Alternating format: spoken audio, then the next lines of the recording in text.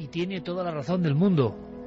Roy Goodey, piloto de pruebas de un lugar, creo que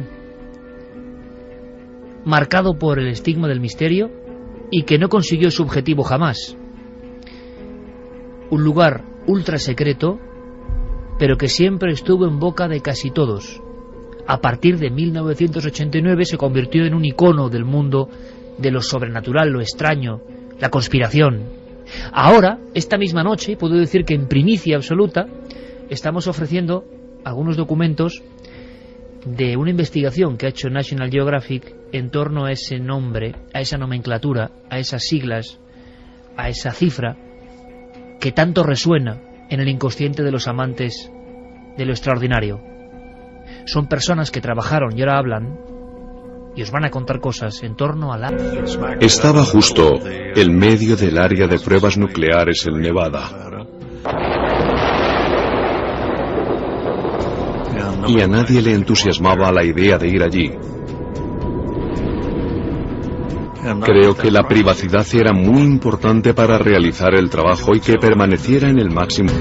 A lo largo de casi 4 décadas, el Área 51 consiguió su objetivo, ser un lugar desconocido, un lugar bajo el sello del Top Secret.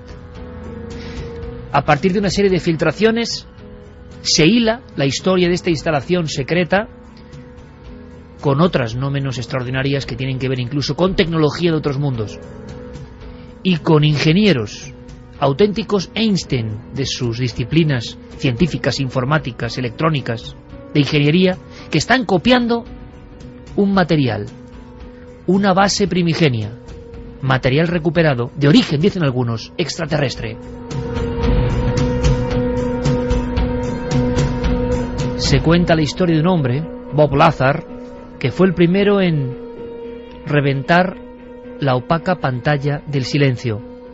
Afirmaba que él, dentro de los hangares del Área 51, se había encontrado con cosas increíbles, con cosas dignas de una película, con artilugios e incluso, aunque fuese fugazmente, con un extraño ser.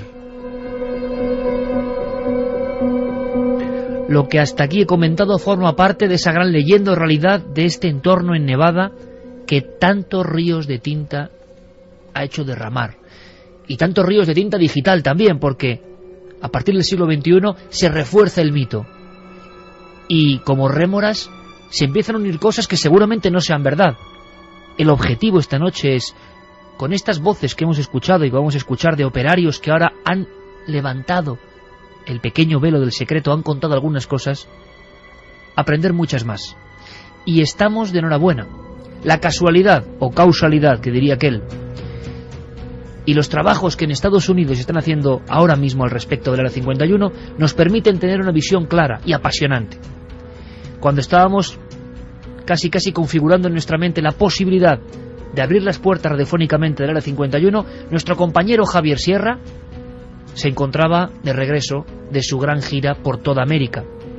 Pero precisamente en un aeropuerto y en una librería se encontró con una pieza clave. Él, que está siempre tan atento a las señales, se encontró con un trabajo que tenemos aquí. Dice Área 51.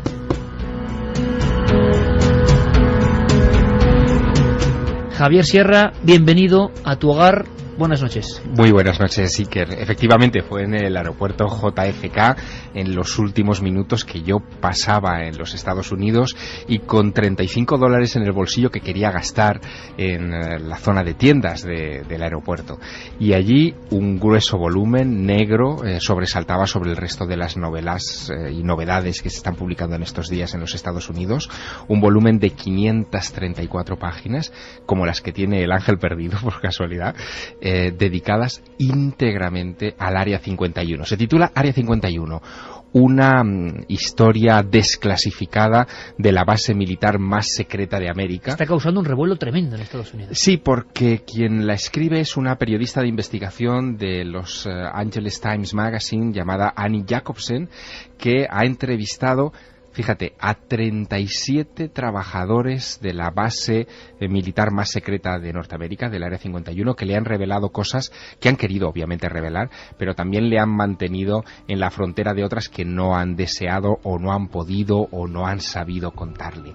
Lo intrigante de todo este asunto es que hasta 1989, desde la fundación de la base en 1955, no había hablado nadie sobre lo que estaba pasando 34 años de absoluto secreto. El primero que rompe el voto de secreto es Bob Lazar, al que tú has mencionado, contando esa historia de que él había sido enviado a una zona dentro del Área 51 todavía más secreta que el área, que es el Área Sigma 4 o S4, donde él estuvo trabajando en el intento de clonar, de revertir la tecnología de 9 discos voladores que estaban dentro de un hangar en esas instalaciones. Nadie le hizo demasiado caso, porque pensaban que era una especie de loco de los ovnis, pero fue el primero que habló del Área 51, puso muy nerviosos a mucha gente porque estaba desvelando el gran secreto de los Estados Unidos después de la Segunda Guerra Mundial, que era el lugar donde se habían construido los aviones espía U-2, donde se había desarrollado la tecnología de invisibilidad Stealth, donde se estaban probando artefactos nucleares pues prácticamente todos los meses. Fíjate que, y estos son datos fidedignos, en la historia del Área 51, eso lo hemos sabido ahora, y de las áreas que hay alrededor, luego hablaremos de eso, se han probado 150 bombas atómicas en la superficie, se han detonado 150 bombas atómicas de superficie y 828 en instalaciones subterráneas. 828. Son esas explosiones, esos círculos, que parece que son bocas del infierno que se abren en mitad del desierto, que mencionaba el piloto Roy Goodey. Después escuchábamos a Albert Buellon, director adjunto de la CIA, ni más ni menos, y que trabajó en el Área 51. Vamos a dar paso a la encuesta, a las vías de contacto. Hoy tenemos un material, yo creo que explosivo, en las 3 horas. Concepto Área 51, concepto transcomunicación y concepto continúa Santiago Camacho con su dossier, vamos, sin dejar títere con cabeza, porque es un asunto de verdad de primer nivel. Hemos visto el impacto que ha tenido conspiración alimentaria. Pero una pequeña cosa, Javier, aunque sean titulares, algo que a mí me ha sorprendido muchísimo, algo que por lo menos para mí, y quizá para gran parte del público que ahora mismo nos escucha a la 1:16 a través de la cadena SER, era secreto, o era desconocido. Claro, Área 51, es que todos hemos escuchado cosas, pero ¿sabíais que había Área 1, Área 7, Área 19? ¿Vamos a conocer algo de esas otras áreas?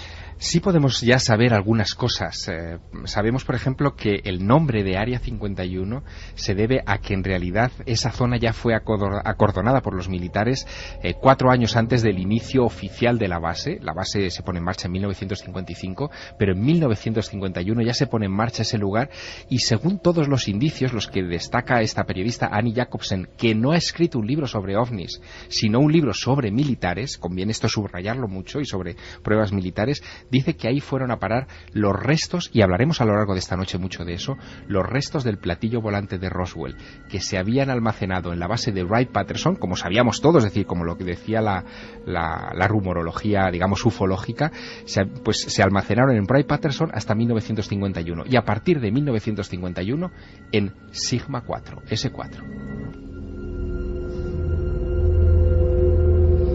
¿Por qué no escuchamos, aunque sea brevemente, para que todos sintonicemos ya con la clave de misterio, al personaje que en cierto momento, 34 años después, rompe el secreto? Bob Lazar. Simplemente luego lo presentaremos, luego contaremos su vida y milagros, su huida hacia los infiernos, su destrucción de vida burocrática. Pero, ¿qué contaba Bob Lazar en esencia? Contaba más cosas, pero su primer encuentro, cuando está trabajando ya en Sigma 4, a donde acudía en un autobús con los cristales completamente tintados, lo que daba todo eso una sensación de clandestino secreto increíble, él descubre en uno de esos hangares algo que va a cambiar su vida y la vida de esta instalación en tierra de nadie. Entramos al hangar, que era bastante largo, y allí dentro tenían un platillo volante absolutamente clásico, como salido de unos dibujos animados o una película de ciencia ficción. Estaba posado sobre el vientre en el suelo. Yo fui, levanté la mano para tocar el metal de la nave y de inmediato me expedientaron por ello. Tenía la forma de un platillo volante. Esto explicaría por qué hay tanta gente que ve ovnis, porque estaban intentando fabricar un aeroplano similar. Ni se me pasó por la cabeza que fuera de origen alienígena o algo por el estilo.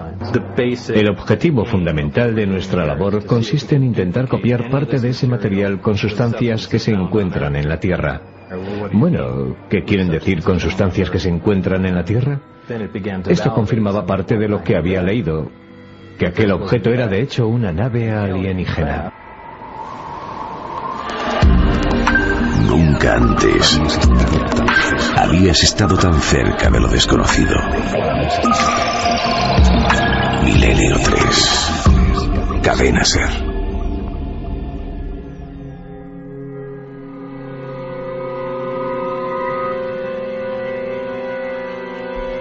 Como es lógico, tenemos las vías de contacto en esta noche tan de conspiración, perfectamente perfiladas. Carmen, buenas noches. Buenas madrugadas, Iker. Vías de contacto y una encuesta que me interesa especialmente saber cómo en el 2011, en este junio del 2011, está valorado el asunto del Área 51. ¿De fantasía? ¿De realidad? ¿Cambiarán los datos respecto a lo que cuenten nuestros invitados? ¿O compañeros? En la encuesta ya está votando mucha gente. La pregunta es: ¿se ocultan evidencias extraterrestres en el Área 51? Pueden seguir votando en la página web ikerjimenez.com. Y por el momento, Iker, el 80,2% opinan que sí, que se ocultan evidencias extraterrestres en el Área 51, frente al 19,8%. O sea que la gente tiene claro que ahí se oculta algo, por lo menos extraño. Tiene un poder tremendo, ¿eh? Todavía evoca el mundo extraterrestre las siglas Área 51. Están ahí poderosas, 80% por el momento.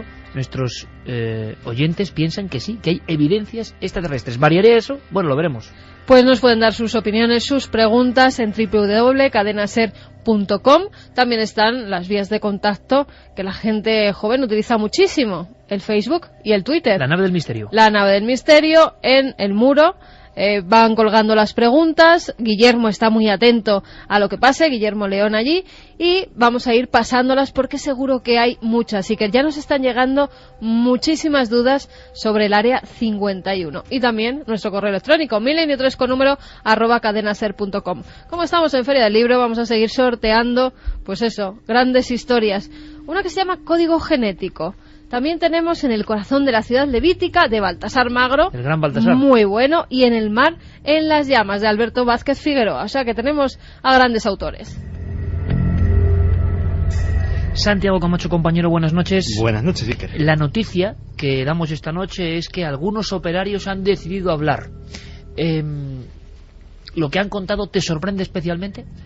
Lo que han contado nos sorprenderá, yo creo, a todos. Y fíjate que han contado una parte de lo que saben, y ellos saben una parte de la verdad. Es decir, han contado lo que se puede contar y lo que les exime de estar sujetos al Acta de Secretos Oficiales norteamericana y de tener consecuencias legales por ello. Sí, y lo vamos a ir viendo a lo largo de los siguientes minutos. Nos va a sorprender todo lo que se nos ha revelado. ¿Cuál es la parte que no pueden contar? ¿Y cuál es la parte que no saben? Esa es la gran pregunta de esta noche. Pues comenzamos por el principio, por un lugar en mitad de la nada, por cierto, compañeros, en un lugar, en un entorno, en un enclave absolutamente desértico, apartado, ideal para instalar algo sobre el secreto. Hay que empezar por el principio, efectivamente, y el principio en realidad no se encuentra ahí, sino probablemente en los vericuetos de Washington durante la Segunda Guerra Mundial o durante los años previos a la Segunda Guerra Mundial, cuando los Estados Unidos toman la determinación en un momento dado de entrar en ese conflicto. Se pone en marcha la operación negra, lo que llaman allí la Black Operation, más importante de la historia, que es el proyecto Manhattan, el proyecto que llegará a construir la bomba atómica. Quiero que nos pongamos en situación porque hay un detalle, un dato de la historia, es decir, no es algo que no se pueda consultar en una enciclopedia, que es estremecedor. Cuando en abril de 1945 Harry Truman llega a la Casa Blanca y se sienta por primera vez en el despacho oval, la primera carpeta que le ponen en la mesa de su escritorio es la que le desvela por primera vez, porque no tenía ni idea que el proyecto Manhattan está en marcha. Un proyecto que estaba costando en esos momentos al erario público 28.000 millones de dólares americanos y que nadie en el Congreso, en el Capitolio, en el Senado, en fin, sabía, no tenían ni idea, que empleaba a 200.000 personas. Es decir, que oficialmente trabajaban en ningún lugar. En ningún lugar. Que tenía abiertas 80 oficinas a lo largo de todos los Estados Unidos de América, en distintos lugares. E incluso existía una finca en Tennessee de 60 acres que consumía más electricidad que toda Nueva York y que, sin embargo, no había llamado la atención de nadie. Es ese el momento en el que se dan cuenta de que las Black Operations, las operaciones negras, eran posibles, y ese es el momento en el que deciden, una vez terminado el proyecto Manhattan y dado a conocer tras la explosión de Hiroshima, la necesidad de poner en marcha otra gigantesca, enorme operación negra que permanecerá en secreto hasta 1989, Área 51.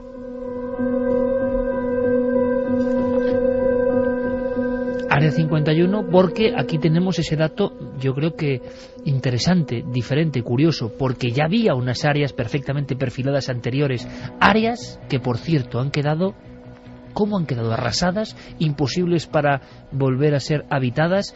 Pues algunas descripciones como un poco tipo Chernóbil. Sí, fíjate, te puedo dar incluso los nombres de las áreas y lo que hay en algunas de ellas, ¿no? Área 3, Área 5, Área 7, Área 8, Área 9, 12 y 15 fueron la zona cero para detonaciones de bombas atómicas. Solamente un dato. No había nada, no instalaciones, sino no. parcelas de terreno. Parcelas de terreno en las que o bien se practicaba un pozo vertical y se introducía una bomba y se detonaba, o bien se hacían unas galerías subterráneas horizontales, digamos como el metro o como las redes de metro modernas, y se instalaban artefactos de gran potencia, o bien se suspendían bombas en globos atmosféricos a poca altura para detonarlo a cierto nivel, para crear una detonación que afectase a la atmósfera, o se colocaban sobre torres de madera. En esos lugares, por ejemplo, del 12 de septiembre al 30 de octubre de 1958, se detonaron 37 bombas atómicas. 37. Algunas de ellas quedaron perfectamente inutilizadas. Hay un caso en concreto que fue altísimo secreto hasta fechas muy recientes, hasta el año 2010, que pone los pelos de punta. Se llamaba Proyecto 57 y tuvo lugar en el Área 13. Todo esto parece nomenclatura militar extraña sacada de una película. Mucho. Bueno, el Proyecto 57 trató durante toda la primavera de 1957 de estallar una bomba sucia de plutonio 239. Para que te hagas una idea, el plutonio 239 sobrevive 20.000 años. Bueno, simularon el accidente de un avión, un XV-25, con una de estas bombas de plutonio 239 a bordo, y lo dejaron finalmente caer el 24 de abril de aquel año, de 1957. Ellos predijeron que la lluvia de plutonio, la lluvia de partículas de plutonio, afectaría a muchos kilómetros a la redonda, y colocaron como grandes placas adhesivas para tratar de capturar esas partículas que caerían del aire, pero quisieron ir más allá. Construyeron casas con aceras, edificios completos. De repente se dieron cuenta de que sería interesante poner también calles asfaltadas, pavimentadas. Para probar el impacto. Exacto. Añadieron camiones, vehículos, motos. Llegaron a construir el interior también de las casas. Esto parece el inicio de, no sé si te acuerdas de la película, pero de Indiana Jones y la calavera de cristal, que hay un momento en el que Indiana Jones se ve metido en un test de estos nucleares. Bueno, pues parece eso, ¿no? Para que te hagas una idea, llegaron a colocar allí burros, águilas, ovejas, ratas, para someterlos a este tipo de radiactividad, y detonaron la bomba sucia. La bomba sucia tuvo unos efectos todavía mayores que los que ellos habían calculado, y tuvieron que vallar una zona amplísima con unas vallas, digamos, electrificadas y de protección para que nadie pudiera entrar. Y es una zona muerta. Zona 13, Área 13, es una zona muerta que está condenada en los próximos 20.000 años a no ser pisada. 1:28, y ahora, Santiago Camacho, me están veniendo a la mente una serie de imágenes, un racimo como de postales en blanco y negro, que nosotros, tú en concreto, que nosotros en el programa de televisión hemos empleado más de una vez. Yo tengo siempre la curiosidad, pruebas de explosiones atómicas, donde de repente una casa sufre una tremenda deflagración, donde vemos elementos físicos que se disuelven prácticamente, y siempre me he preguntado de dónde vienen esas imágenes, y quizá vengan de este lugar. No, por supuesto que vienen del área de pruebas nucleares de Nevada, casi todas ellas. De hecho, el invento de esta prueba muy probablemente tuviera que ver con valorar los efectos que tendría algo que pasó en realidad y que pasó en nuestro país, que es que directamente un avión cargado con armamento nuclear cayese en un área civil y contaminase la zona. Aquí pasó en Palomares, tuvimos la inmensa fortuna de que el avión no cayó en llamas y las bombas quedaron perfectamente intactas, con lo cual no se esparció en la atmósfera, pero fíjate que esa contingencia ya estaba absolutamente contemplada. En esos desiertos de Nevada también se llevaron a cabo cosas tan curiosas como las maniobras nucleares. A mediados de los años 90, la opinión pública norteamericana se quedó muy extrañada ante las demandas de una asociación de veteranos nucleares. Y decía, bueno, ¿quién será esta gente de los veteranos nucleares? Pues gente que habrá estado en silos atómicos y este tipo de cosas. Y descubrieron que no. Descubrieron que esta gente había participado en maniobras militares en las cuales el momento cumbre, la guinda del pastel, era delante de sus mismas narices, a pocos centenares de metros, a pocos kilómetros, según salían de las trincheras para simular una carga contra un enemigo invisible, detonar una bomba atómica para ver los efectos psicológicos, posiblemente también los efectos físicos que tenía esto. Esto fue un escándalo, Santi, que si no me equivoco, le estalló prácticamente, nunca mejor dicho, en la cara al gobierno de Clinton, ¿no? Efectivamente, le estalló en la cara al gobierno de Clinton y no tuvieron más remedio. De hecho, coincide, mediados de los 90, precisamente en el momento en el que se desclasifican casi todas las filmaciones de las pruebas nucleares norteamericanas, documentos que en aquel momento pues eran difíciles de conseguir. Yo me los conseguí en VHS y tal a través de correo, pero que ahora cualquier interesado puede verlos a través de la red sin mayores problemas, y que son muy recomendables para que se vea hasta qué punto es escalofriante lo que se llevaba a cabo allí. Yo creo que ha llegado el momento de introducir al gran actor que está detrás de todas estas cosas. Ese gran actor es la Comisión de Energía Atómica de los Estados Unidos. Es quien detenta el poder durante, en fin, la construcción de ese gigantesco proyecto Manhattan, y quien de alguna manera se convertirá casi en un gobierno dentro del gobierno, la única institución capaz de robarle información al presidente de los Estados Unidos y no dejar que el propio director de operaciones del país sepa lo que hay detrás, ¿no?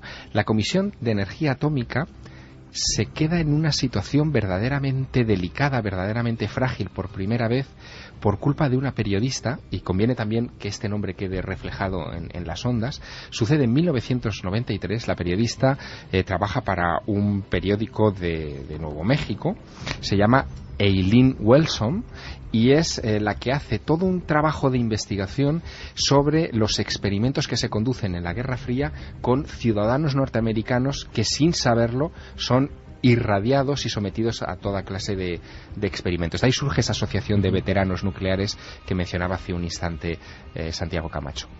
No solamente eso, Bill Clinton se queda pasmado con las averiguaciones de esta mujer, de Eileen Wilson, y ordena una investigación que sin embargo se detiene cuando tiene que entrar en las cloacas de la Comisión de Energía Atómica. El propio Clinton no sabrá lo que hay después, pero lo poco que se sabe, lo poco que terminará apareciendo a la opinión pública, es impresionante y va a tener que ver con el desenlace de esta historia que dentro de un rato contaremos en estas ondas, ¿no? y que es muy importante.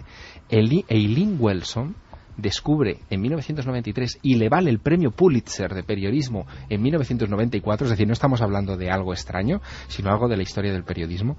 Descubre que la Comisión de Energía Atómica condujo experimentos de plutonio con niños retrasados mentales de un orfanato a las afueras de Boston, entre otros muchos.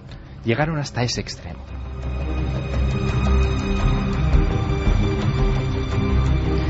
me estaba quedando pasmado con lo que decía Javier, porque los paralelismos son increíbles.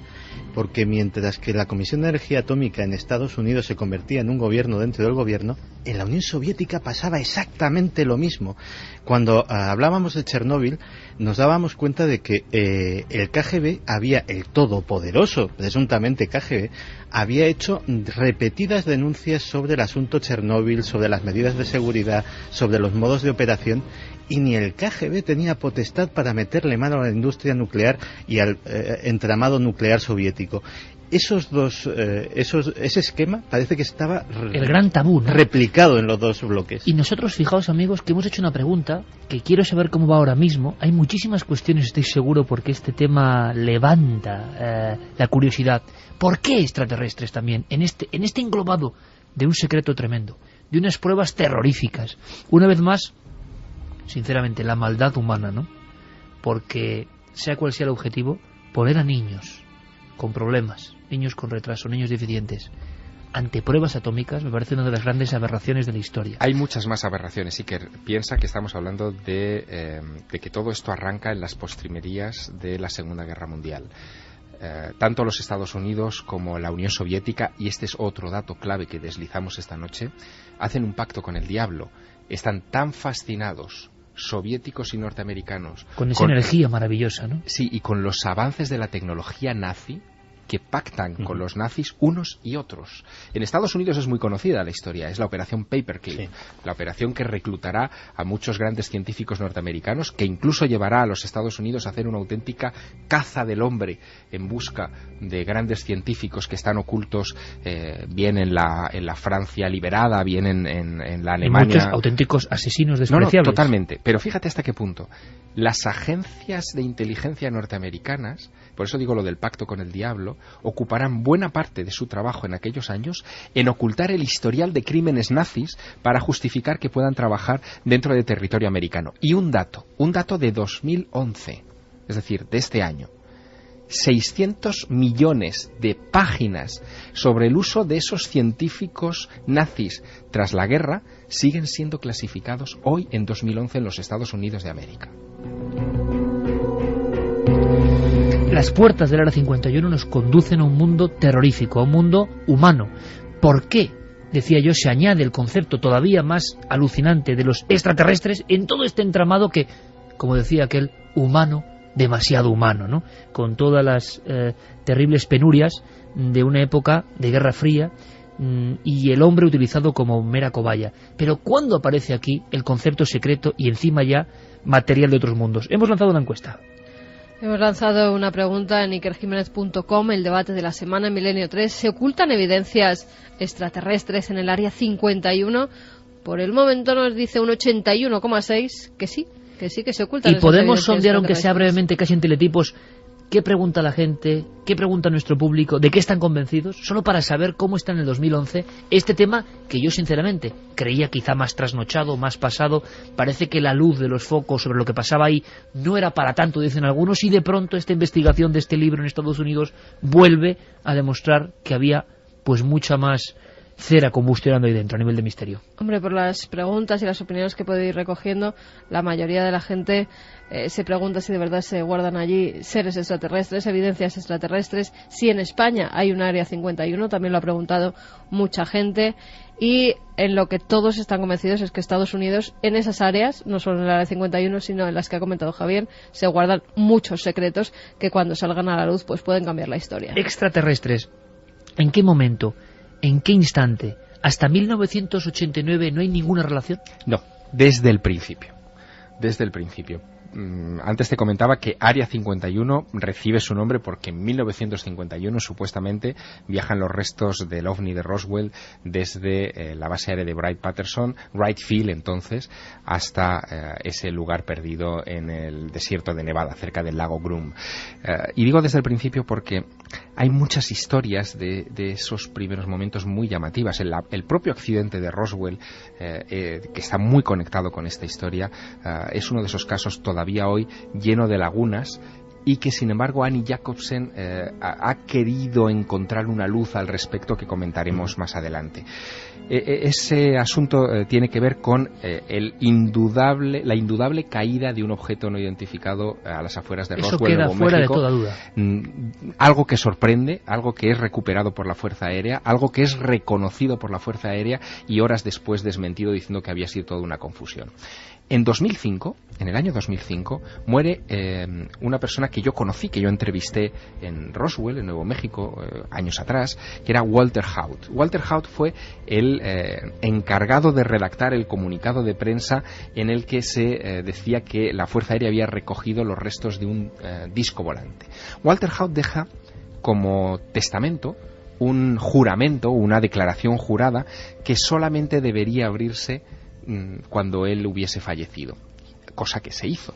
Lo que decía esa declaración jurada es que no hubo uno, sino 2 accidentes, que es algo que ya muchos investigadores habían sostenido, que hubo recuperación de cuerpos pequeños de 1,20, 1,25 de alto, grandes cabezas, ojos extraordinariamente abultados y grandes, manos alargadas, que se recogen en el segundo de esos accidentes, y que él está convencido, según esa declaración jurada, que eran extraterrestres, y que a él lo obligaron a desmontar todo aquel primer comunicado porque sus superiores tuvieron miedo de no saber a qué se estaban enfrentando. Perdona, Javier, ahora que describías esos seres, últimamente han salido en internet vídeos de alguien que dice haber trabajado en el Área 51 y que ha filtrado unas imágenes donde se ven esos seres que tú ahora mismo has descrito, con una cabeza muy grande, como en forma de pera, unos ojos almendrados, unas manos extremadamente largas igual que los brazos y un cuerpo, ¿verdad?, bastante largo y piernas muy cortas. Y están muy bien hechos, es lo que sabemos a nivel de imagen, están muy bien hechos y son o mueven animatronics los párpados incluso, o una generación de 3D realmente impresionante, pero se está filtrando ahora en el 2011 como material en toda esta corriente tipo Wikileaks, informes de gente que trabajó ahí, con lo cual el mito sigue reverdeciendo laureles. Aquí hay 2 hipótesis que son las que van a planear sobre nuestra mesa de trabajo toda esta noche. 2 hipótesis que tenemos que equilibrar mucho. Una, que se estén filtrando todas estas informaciones sobre extraterrestres porque a los servicios de inteligencia y a la Comisión de Energía Atómica le interesa hacer creer que todos son extraterrestres. Porque nos estemos acercando a una verdad muy peligrosa, Jacobsen, a la verdad. A la verdad que luego contaremos según ella cuál es, porque es verdaderamente sorprendente su hipótesis.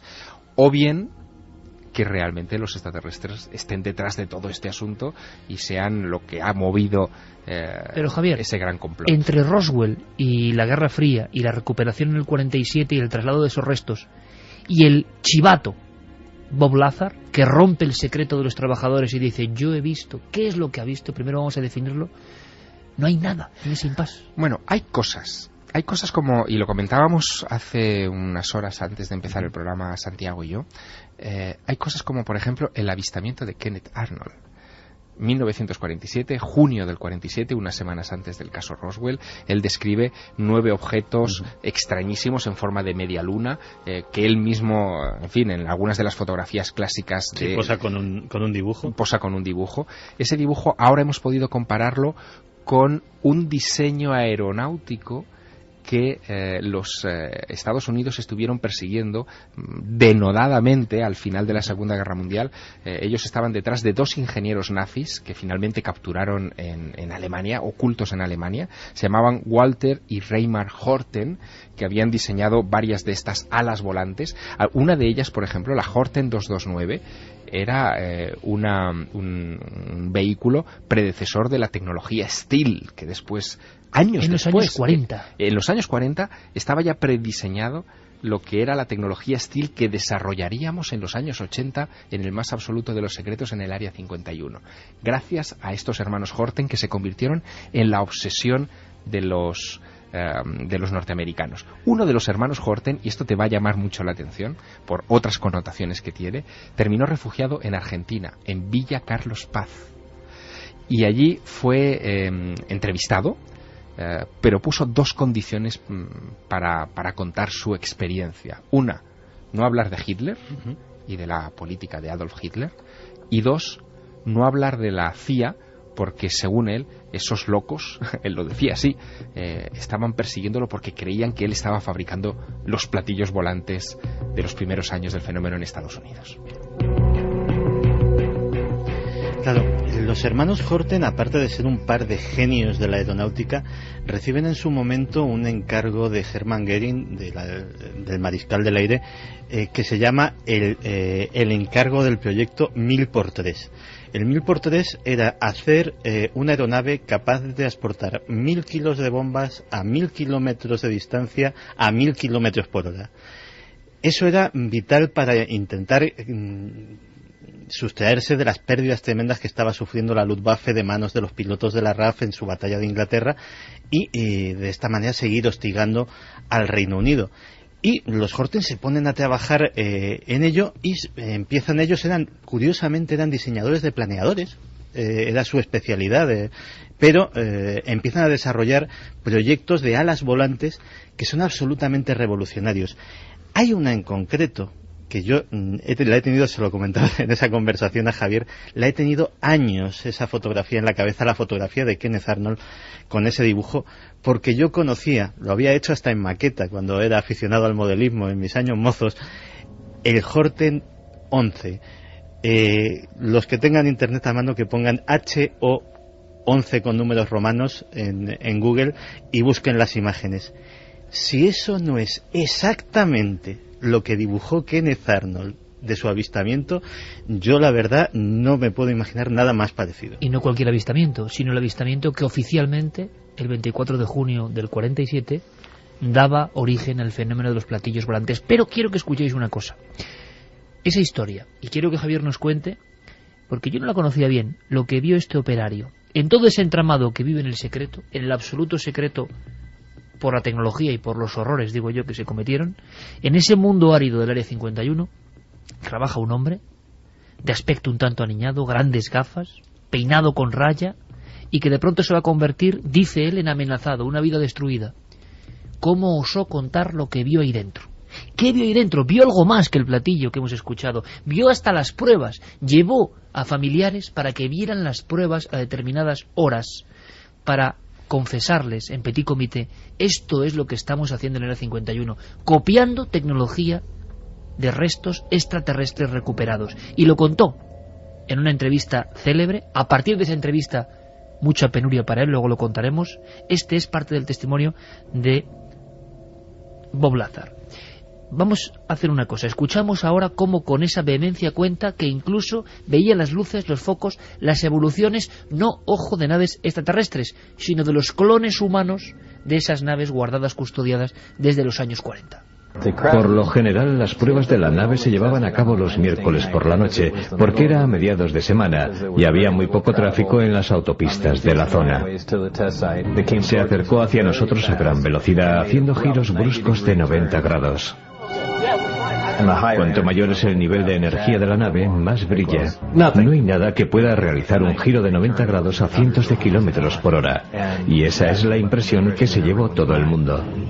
Como no tuvimos ningún impedimento la primera vez, quisimos volver y sacar fotos de la nave. Pero eso es como filmar una estrella en el cielo nocturno.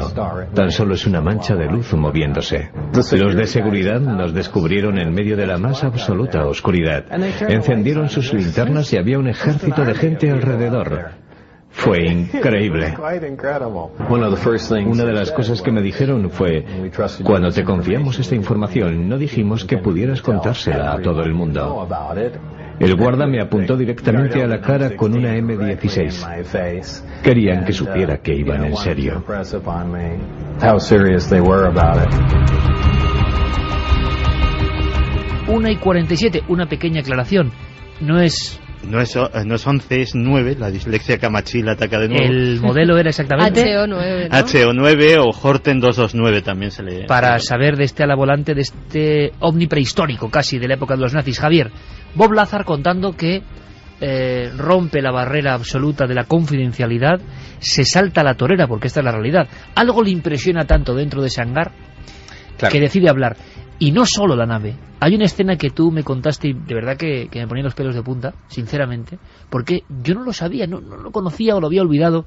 Era una escena más fugaz de lo que yo recordaba, pero tan impresionante para este hombre, un pequeño genio en su ámbito científico, que aunque sea entre sombras, que ya es curioso, y en un pasillo secreto del Área 51, marcará su vida, absolutamente. Bueno, Bob Lazar entra a trabajar muy joven en el Área 51 y está trabajando durante un año porque Edward Teller, el padre de la bomba termonuclear, se queda maravillado con las habilidades de este ingeniero. Él había aparecido en la prensa de Nuevo México, sobre todo, porque había hecho algunos inventos muy curiosos, como un coche propulsado por cohetes jet, que le llamaron mucho la atención a Teller.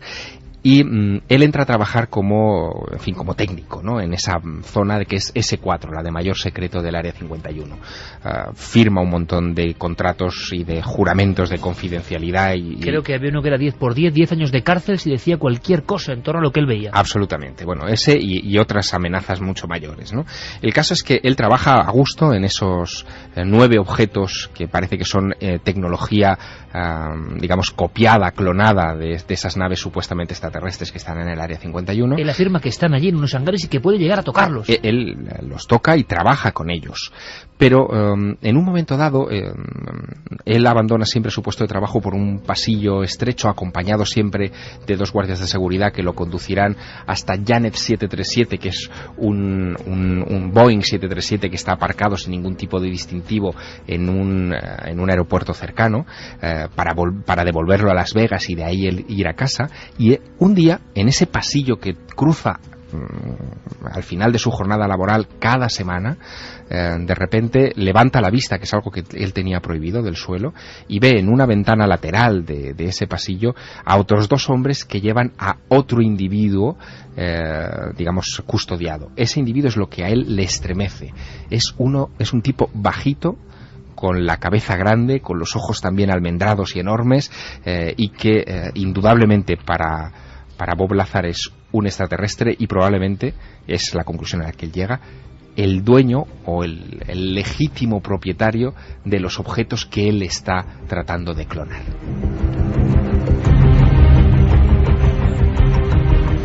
Un encuentro fugaz de segundos. ¿Qué llega a ver? ¿Qué movimiento hay? ¿Qué está haciendo ese ser? Los guardias que lo acompañan le obligan a bajar la cabeza y lo amonestan. Entienden que no ha visto nada porque ha sido una cosa muy fugaz, muy rápida, pero Bob Lazar se queda traumatizado a partir de ese momento. Su historia, dentro de lo absurdo, tiene un punto de coherencia, porque algo se rompe en su interior. Él ya no cree que está trabajando con una tecnología recuperada, sino que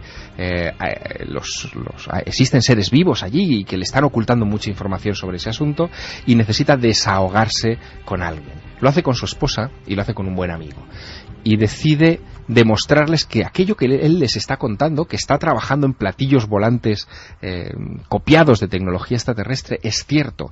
Así que se los lleva en su coche particular a la periferia del Área 51, que es accesible, es decir, es una zona ya pública, claro, una noche, sabiendo él los horarios de pruebas que tienen esas aeronaves para ver si logran algo.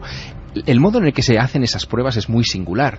Las luces de las pistas de S4 apenas se iluminan unos segundos antes de que la aeronave que en ese momento se va a probar toma aire, o sea, despega, o se iluminan solamente en el momento en que sus ruedas van a tocar el suelo y luego se vuelven a apagar, para mantener en el más absoluto de los secretos la opacidad respecto a esas pruebas. Bueno, él se los lleva a la hora exacta de la madrugada en la que van a probarse alguno de esos 9 aparatos en los que él ha trabajado, y sus compañeros ven efectivamente las maniobras de unas luces que desafían las leyes de la aeronáutica convencional, ¿no? que maniobran de una manera muy brusca. Pero Iker, son descubiertos por los guardias de seguridad del perímetro del Área 51. Bob Lazar es identificado, es expedientado, es expulsado de su trabajo en esa base, y su historial empezará a desaparecer misteriosamente de la universidad en la que él se formó, de los otros trabajos que tuvo, y caerá en una especie de limbo administrativo en el que todavía hoy vive. El propio Lazar habla de vida destruida, aquel encuentro con un ser de naturaleza extraña para él, de forma casi fugaz, en un hangar, en la oscuridad, le marcará para siempre. Y vamos a escuchar lo que él dice: encuentros con extraños personajes. Ahora os preguntaré, ¿loco o cuerdo Bob Lazar? Pero años después de aquel 89, de aquella confesión pública, él decide dar esta entrevista para así asegurarse, de alguna forma matarlo después sería pues una rúbrica de que había un secreto real extraterrestre en el Área 51, pero va contando más cosas. Se olvida la gente de la popularidad momentánea de Lazar, de sus declaraciones increíbles. Los periódicos del día siguiente necesitan otro tipo de información, pero él vive algunas consecuencias que, ojo, no son muy distintas y situaciones no muy diferentes de las que han vivido otros testigos metidos en el mundo de lo extraño. Porque yo, sinceramente, he entrevistado a mucha gente en los casos más raros ocurridos, por ejemplo, en España, y luego han tenido la sensación de ser perseguidos, vigilados. Debajo de su domicilio alguien que le observa, un coche que le sigue. En el caso de Lazar había cosas todavía más flagrantes. Estaba conduciendo por Charleston Boulevard en Las Vegas, y al llegar al carril de acceso a la autopista, un coche intentó mantenerse a mi altura. Escuché un disparo de arma y me llamó la atención. En el vehículo había un tipo con un arma. Yo salí del carril, paré en el arcén y me quedé paralizado dentro de mi coche. Pensé que vendría hacia mí y yo no podría evitarlo.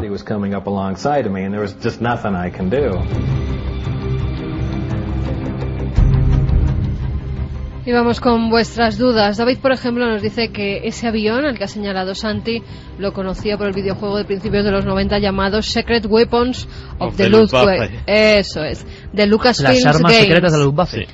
El avión solo tenía combustible para volar 10 minutos. Diego Sánchez dice: hola amigos del misterio, hablando sobre el Área 51, decir que en ella se encuentra la pista de aterrizaje más grande del mundo. ¿Qué es lo que aterriza allí? Pues son casi 8 kilómetros de pista de aterrizaje y bueno, lo que se ha dicho es que podía servir de pista de aterrizaje de emergencia para una lanzadera espacial o también de pista de despegue del mítico Aurora, el avión espía que nadie sabe cómo es porque ha sido el proyecto mejor guardado de la Fuerza Aérea estadounidense. Pedro Solano Pulido dice: siempre que se describen supuestos extraterrestres se habla de grandes manos, de muy altos o muy bajos, cabeza grande y con forma de limón, etcétera. En definitiva, el estereotipo del cine. ¿Pero sabéis de alguna otra descripción de ETs que os haya sorprendido? Pues prácticamente todo lo que tú te imagines, eso se ha visto en torno a los supuestos ovnis. Yo recuerdo hasta un póster que había, ¿verdad?, con los distintos seres extraterrestres. Claro, la clasificación de Jader Pereira, un clásico. Exacto. Total. Y ha habido formas, sería otro programa, pero hasta como de una forma de poste de la luz con una cabeza triangular en Santander, en plena carretera. Es decir, lo más extraño, formas como de amebas, siempre según la ufología. Acuérdate del ser de Évora. El ser de Évora, Sí. de todo. Juan Luis Robles Rodríguez: al final de la Segunda Guerra Mundial, los estadounidenses y los soviéticos se pegaban por secuestrar a los científicos de la Alemania nazi, que, de acuerdo o no con el régimen de Hitler, hicieron avances científicos impresionantes.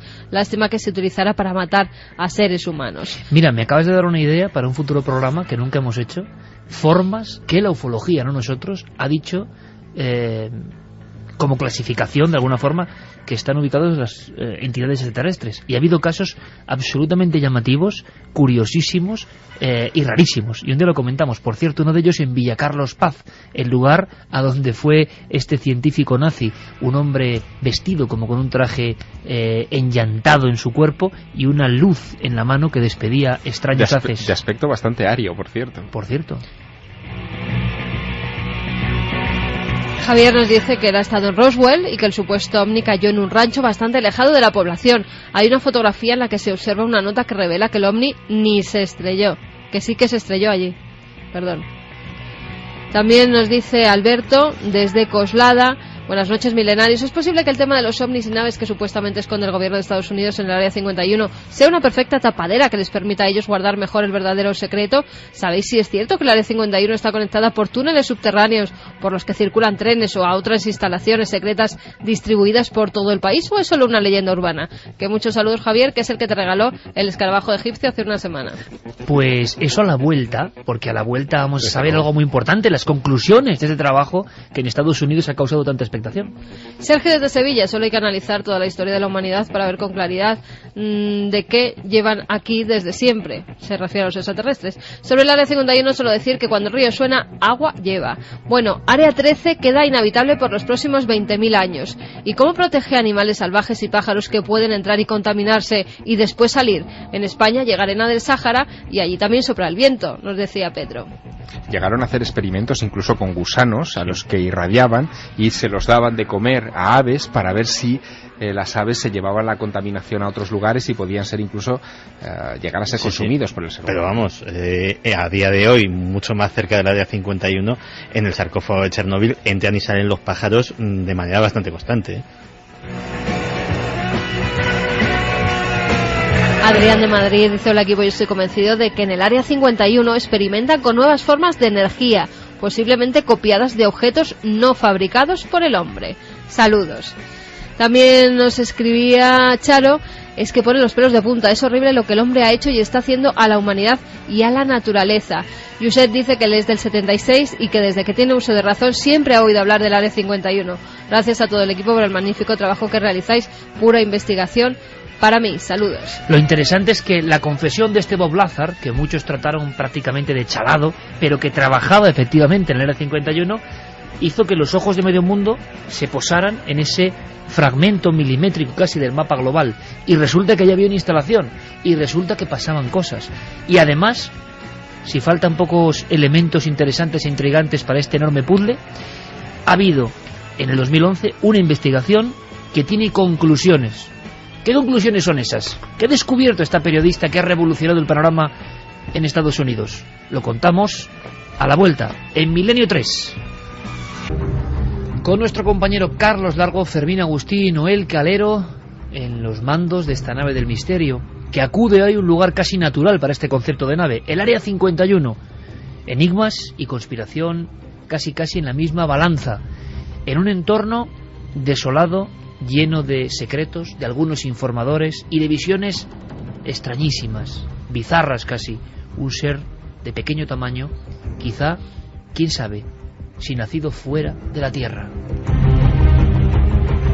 Eso creía, o cree Bob Lazar, el hombre que rompe todos los muros de absoluto hermetismo. 10 años de cárcel, decían. Pasó tiempo en la cárcel Bob Lazar. Le amenazaron de verdad. Él contaba que se le acercaba un coche, se le bajaba un individuo. La historia final es que casi le disparan. Varias veces le encañonan. Le dicen que no puede hablar. Y esto ha ocurrido en muchos casos, muchos casos. Yo recuerdo, por ejemplo, trabajando en una historia que me absorbió la sesera durante bastante, iba a decir, no bastante tiempo, bastantes meses, incluso 2 o 3 años, los sucesos ocurridos en una base aérea en España, con la visión de un humanoide, disparos. Algunos de los testigos de esta historia, tiempo después, y esto de verdad me dejaba muy inquieto, porque uno ya no sabe si forma parte de la sugestión lógica de personas que han vivido algo fuera de lo normal, o porque está pasando de verdad, porque está ocurriendo, porque se vigila a estos individuos que han estado cerca de cosas que no se pueden contar. Recuerdo perfectamente al soldado José Manuel Trejo, que me contaba que tiempo después de aquel enfrentamiento casi cara a cara con una visión o un ser extraordinario, después de haber apretado el gatillo un compañero suyo, después de una serie de experimentos en el Hospital de Madrid, resulta que, trabajando en diferentes oficios, volviendo a la vida real, varias veces observa a unos individuos que clarísimamente le informan de que no puede hablar. Se les aparecen de una forma diferente, inesperada, en ambientes normales y corrientes, en diferentes puntos de España también. ¿Forma parte de la locura en la que entra la dimensión mental de estas personas? ¿O es parte de la verdad? Lo que sabemos, lo que parece, es que Bob Lazar, desde luego, pagó muy caro su chivatazo. Incluso Javier, tú has sido testigo de hasta medidas de seguridad para las personas que conocían a Lazar, para revelar los secretos de Lazar, todo como si fuese una cuestión de vida o muerte. cuando la historia de Bob Lazar se hace pública, flotan en el ambiente cosas que a los más veteranos, a los milenarios más veteranos, sin duda les traerán recuerdos de otra época. Es el momento en el que se habla del informe Matrix, por ejemplo, y de ese supuesto pacto entre extraterrestres y el gobierno de los Estados Unidos, en el que Estados Unidos cedería ciudadanos suyos a una potencia alienígena a cambio de tecnología, para el proyecto entonces muy famoso de Guerra de las Galaxias, la iniciativa Guerra de las Galaxias o de defensa estratégica puesta en marcha por Ronald Reagan. Es la época en la que aparecen los documentos que hoy sabemos que son falsos, que fueron un fraude, de Majestic 12, ese famoso memorándum en el que se hablaba de un comité dirigido por Vannevar Bush, que era el asesor científico del presidente Truman y uno de los personajes clave en el proyecto Manhattan, para digamos estudiar el accidente de Roswell. Y en ese ambiente de finales de los 80 y principios de los 90 surgen algunos personajes curiosos como John Lear. John Lear es el hijo del fundador de la compañía de jets Lear Jet, que es muy importante en los Estados Unidos y que de repente se convierte en uno de los abanderados de que efectivamente el pacto entre extraterrestres y su gobierno es cierto, y acusa incluso al presidente de los Estados Unidos de alta traición. Bueno, yo recuerdo haber conocido a John Lear en una conferencia en la que él iba a hablar precisamente de las revelaciones de Bob Lazar y el Área 51 en un congreso que se llamaba el Whole Life Expo en Los Ángeles, donde la expectación, te puedes imaginar, de recibir a este personaje importante del mundo tecnológico y financiero norteamericano era máxima. Él llegó allá a una sala atiborrada de gente. Yo estaba acreditado como periodista en esa sala, tenía 20 años, en fin, estaba muy expectante de qué es lo que podía suceder, pero lo que me sorprendió no fue ver entrar a John Lear impecablemente trajeado, sino que delante de él había 6 fornidos guardaespaldas que crearon una línea, un cordón de seguridad entre el atril donde él iba a conferenciar y el resto del público, porque John Lear decía que tenía algo tan importante que decir que su vida corría peligro igual que la del presidente Kennedy en su momento, que algunos han vinculado también a su intento de revelar la gran verdad vinculada al fenómeno OVNI. ¿Y contó algo de tal calibre, el tal John Lear? Habló del pacto y habló de esa alta traición del presidente de los Estados Unidos y de que se nos estaba vendiendo o se estaba vendiendo a ciudadanos norteamericanos a esa potencia extraterrestre. Yo creo que la sensación fue de absoluta incredulidad y muchos nos fuimos de allí pensando que aquello de los guardaespaldas había sido una bonita puesta en escena, muy cinematográfica en una ciudad como Los Ángeles y poco más. Pero es que probablemente, visto lo que ahora está apareciendo y, en fin, lo que empezamos a saber del Área 51, de sus proyectos de investigación secretos, de lo que allí se cuece, a lo mejor eso formaba parte de un programa de, digamos, intoxicación o de adaptación psicológica creado por los propios servicios de inteligencia pensando en la opinión pública norteamericana. Y esto, que parece también raro, no lo es tanto si tenemos en cuenta un evento que no hemos mencionado esta noche aquí, pero que en las conclusiones que daremos en unos instantes es muy importante. Ese evento se llama La Guerra de los Mundos, 1938, la emisión de Orson Welles. Hablamos del año 38, es decir, una década antes de los sucesos de Roswell y de que nadie se plantease montar un área de experimentación militar secreta en Nevada, ¿no? Pero ahí ocurrió algo muy importante: la historia de la caída de un objeto de procedencia marciana en las afueras de Nueva York, radiada en una emisora nacional por Orson Welles.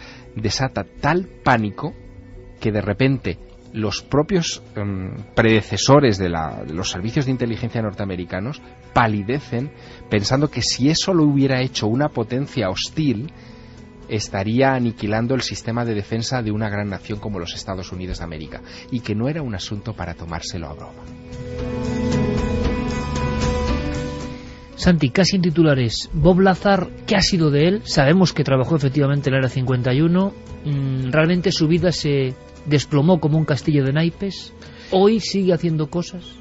Pues intentaré responder muy brevemente. De las muchas pruebas de si estuvo realmente trabajando allí, una de ellas, posiblemente la más notable porque es una prueba documental, es una nómina, un W2, que es como se llama allí los formularios de la nómina del gobierno estadounidense, concretamente del Departamento de Inteligencia Naval, y que curiosamente hubo un personaje que intentó confirmarla en ese mismo departamento, en el Pentágono. Era John Andrews. John Andrews era líder de un grupo de los observadores del Área 51, pero ellos no observaban ovnis, ellos eran de los fanáticos de la aeronáutica. Él tenía una empresa de modelos aeronáuticos, Testor, los aficionados al modelismo la conocerán bien, y el afán de estos hombres era intentar tener un atisbo de cualquier prototipo avanzado de avión, hacerle una fotografía ya sería maravilloso, pero desde el punto de vista más alejado de la ufología posible. Y de hecho, John Andrews lo que pensaba era que Bob Lazar era un farsante, que aquel documento era absolutamente falso, y aprovechó que durante la Guerra del Golfo, la Primera Guerra del Golfo, estuvo destinado en la Guardia Nacional, tuvo que ir para resolver unos asuntos a Washington, y aprovechando su condición de militar se acercó al Pentágono, a una oficina administrativa, y dijo: mira, quiero simplemente, porque parece ser que es de algo clasificado, quiero saber si esta nómina es real, o sea, nada más. El oficinista, como más o menos aburrido, mete los números y en ese momento suena un teléfono, el teléfono del oficinista. Él descuelga y dice: bueno, sí, claro, cómo no. Automáticamente a John Andrews le comunica: el almirante quiere verle. John Andrews era un sargento de la Guardia Nacional, ni siquiera digamos del ejército regular estadounidense. Se fue al despacho de este almirante y el almirante simplemente le dijo: como vuelva a investigar sobre esto, se enfrentará a una corte marcial.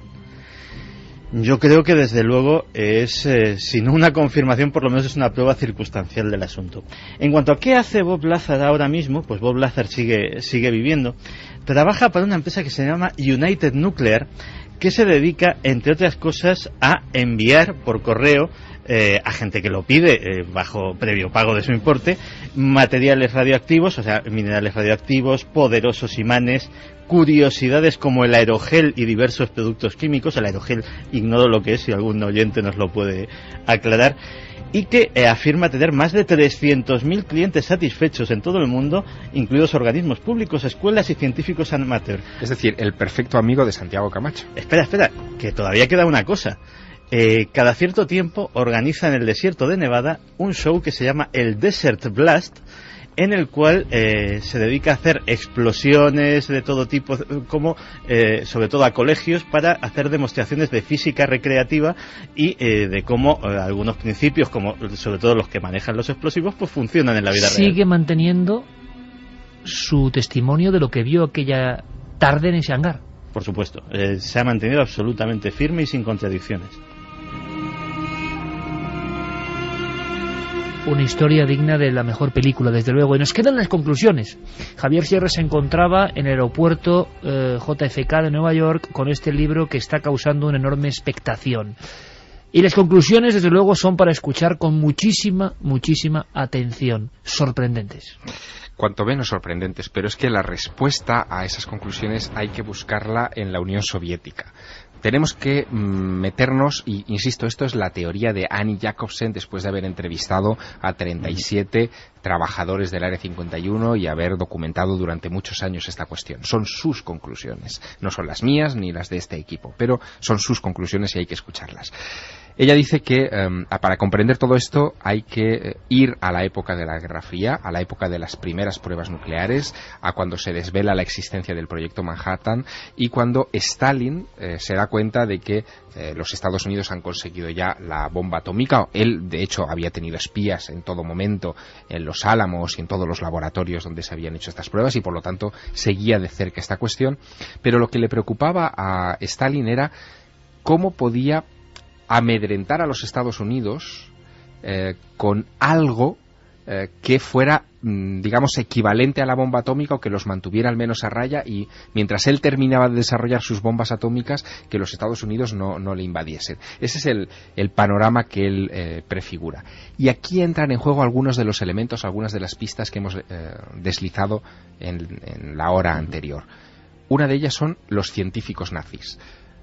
Tanto soviéticos como norteamericanos reclutan a científicos que estuvieron compartiendo proyectos de todo tipo. Una de las aproximaciones más extrañas que hizo Joseph Stalin, y que está documentada en este libro de Annie Jacobsen, es la que hizo a Joseph Mengele. Joseph Mengele durante un tiempo estuvo oculto en Alemania con identidad falsa, después terminaría en Argentina y Paraguay y moriría, si no me equivoco, hacia 1979, pero durante un tiempo desde Alemania estuvo trabajando para los espías soviéticos que se quedaron con una parcela importante del país, ¿no?, del país alemán. Bien, pues Joseph Mengele hizo todo tipo de pruebas para Stalin, y pruebas de tipo genético, tendentes a crear una raza más resistente de soldados, o incluso para crear pilotos especiales para algunos de los prototipos.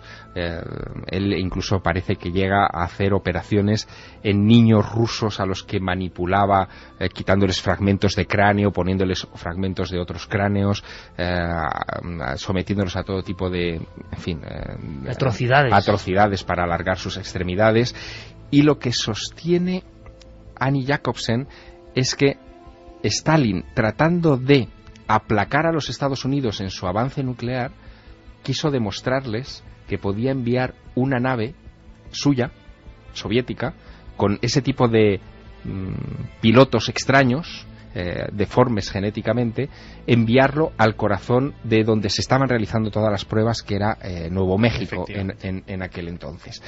Lo curioso del asunto es que esa nave habría sido enviada probablemente desde Alaska, según las conclusiones de Annie Jacobsen, y lo curioso de este asunto es que los Estados Unidos recuperan esos restos. O sea, enviado desde Alaska, desde el estrecho de Bering, desde esta zona concreta hasta que une los dos mundos, y enviado a el desierto de Nuevo México. Exactamente. Ese objeto se estrellaría en Nuevo México, muy cerca de las pruebas militares donde estaban Edward Teller, Werner von Braun, en fin, toda la constelación. Y ellos ven efectivamente que una nave ajena, o bueno, sí, la población ve que llega y se estrella. Aquí hay un elemento que no cita Jacobsen, pero que nosotros conocemos, y es que Stalin tenía en su despacho, y eso lo sabemos ya, el Roswell Daily Record. Sí. Es decir, que el periódico que publicó la noticia estaba en el despacho de Stalin, y a él le llamó. O sea, es verdad que hizo un seguimiento exhaustivo del caso Roswell, y todavía no sabemos muy bien por qué. Pero si Annie Jacobsen tiene razón, el seguimiento lo hizo naturalmente porque era su experimento. Ahora bien, y viene la parte, digamos, más interesante. ¿Hizo esto Stalin porque quería repetir el efecto de la Guerra de los Mundos? Es decir, el efecto de hacer caer un objeto alienígena o aparentemente alienígena en ese lugar y desencadenar un pánico, ¿o fue una demostración de fuerza? Si fue una demostración de fuerza, la pregunta que se hace Jacobsen es ¿por qué Truman, una vez que hubo recuperado los restos de ese objeto y los cadáveres de esos tripulantes manipulados genéticamente, no los mostró al mundo para enseñar la atrocidad de la que era capaz Stalin, sino que los guarda y los convierte en secreto? ¿Por qué? Bueno, esa pregunta Annie Jacobsen se la estuvo formulando a varios de esos 37 científicos y personal militar que ha estado trabajando en el Área 51. Uno da una respuesta en una de las últimas páginas del libro, después de insistir muchas veces que no respondería jamás a esa pregunta. Y la respuesta pone los pelos de punta. La respuesta de ese militar norteamericano que entrevista a Annie Jacobsen y cuya identidad protege en este libro, dice que Truman no los mostró al mundo porque ellos también estaban haciendo esos mismos experimentos. Es decir, que existían experimentos dentro de la Comisión de Energía Atómica que violaban el Código de Nuremberg de 1947 contra la experimentación con seres humanos. Nos lo podemos creer o no, pero lo cierto es que, y vuelvo a otra de las piezas lanzadas en la primera hora del programa, Eileen Welsom del Albuquerque Tribune, ganadora del premio Pulitzer de periodismo en 1994, por la investigación que demostraba que la Comisión de Energía Atómica había sometido a irradiaciones de plutonio a niños de un orfanato de Boston, estaba demostrando que la Comisión de Energía Atómica había violado ya ese protocolo, ese código de Nuremberg de no experimentación con seres humanos de 1947. Guerra sucia al máximo nivel. La pregunta ¿es suficiente el valor de que ellos estuviesen en los Estados Unidos haciendo esas pruebas para no mostrar en una operación que hubiese tenido un impacto tremendo, un impacto como este impacto sonoro que acaba de propinar a todo el mundo Noel Calero, un impacto brutal en la opinión pública? ¿Esas fotos las imaginamos? La cuestión es por qué no han salido a la luz. Es extraño que después de tantos años. Bueno, también se da una clave en este libro que es muy interesante. Piensa que ha habido en estos últimos 20 años muchos intentos a través de la Ley de Libertad de Información, a través de la Oficina General de Contaduría de los Estados Unidos, a través de muchos organismos. Pero nadie ha llegado a las fotos. Eso es, de llegar a Washington y presionar a la Agencia Nacional de Seguridad, a la Agencia Central de Inteligencia, a la Fuerza Aérea de los Estados Unidos para que desclasifique los archivos de Roswell, y nunca han terminado de desclasificar nada. ¿Por qué? Según esta información, hay una explicación muy lógica. Porque los archivos del caso Roswell y de todo lo relacionado con esto no están donde creemos que están. Están en la Comisión de Energía Atómica, que está por encima de todo esto. Ahora me pregunto, ¿habrá en algún lugar algún documento que dé la fuerza y plasme la realidad de estos acontecimientos terribles? Los extraterrestres quedarían en un segundo plano. ¿Es posible a un niño modificarlo genéticamente hasta el punto de que tenga un aspecto que se le confunda con un extraterrestre? Son tantas las cuestiones. Nuestra encuesta, ¿qué dice ahora? Pues la encuesta sigue muy alta porque la gente sí cree que se ocultan evidencias extraterrestres en el Área 51. El 82,6% de la gente que ha votado opina que sí, que siguen ocultando esas evidencias de seres extraterrestres, y también el no, dicen 17,4%, muy poquito. 82% creo que es una de las más altas encuestas que hemos tenido, sí. Y sin embargo esta hipótesis también es tremenda, también es terrible, y también nos muestra lo hondo de los secretos del mundo, de las potencias vencedoras a los nazis. La clave quizá esté en un dato que hemos dado también antes y que a mí me parece escalofriante y conviene subrayarlo otra vez. 600 millones de páginas clasificadas en el año 2011 están todavía en los archivos nacionales de los Estados Unidos y hablan sobre el uso que los Estados Unidos hicieron de los científicos nazis después de la Segunda Guerra Mundial. Os lanzo una pregunta muy breve, a ver si es posible que me contestéis. Entonces, ¿qué vio Bob Lazar, si vio algo? Bueno, esa es una muy buena pregunta, porque lo que dice Annie Jacobsen que pudo haber ocurrido es algo que, en fin, es comprensible desde el punto de vista de la psicología de la percepción. Él vio algo que no entendía y lo interpretó en clave extraterrestre porque en esa época se hablaba mucho de extraterrestres. Y pone un ejemplo. Dice que en 1942, sobre el Área 51, ese lugar tiene para todo, como estamos viendo, en 1942, sobre el Área 51, un piloto de un caza convencional, de un P-38, vio una de las primeras pruebas de un avión jet de la historia, que era un avión Bell Aircraft. Y cuando hizo el informe correspondiente de lo que había visto, como si hubiera, en fin, se hubiera encontrado con algo de otro mundo, dijo que ese avión extraño que había visto lo tripulaba un gorila. ¿Sabes por qué dijo que lo tripulaba un gorila? Porque los primeros pilotos de jet llevaban ya las máscaras que cubrían su cara con el aparato respirador, y a ese hombre le pareció que aquello que no había visto jamás en su vida era lo más parecido a un gorila que se había encontrado tripulando un avión. Loco o cuerdo Bob Lazar, ¿qué pudo ver? ¿Era un niño?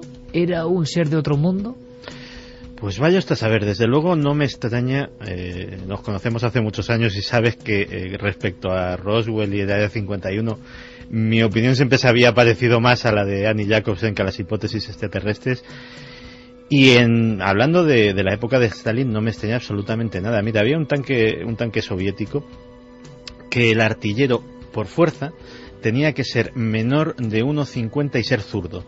De tal manera que si en época de Stalin nacías bajito y zurdo, lo más probable es que tuvieses las actitudes que tuvieses, acabases de artillero de tanque.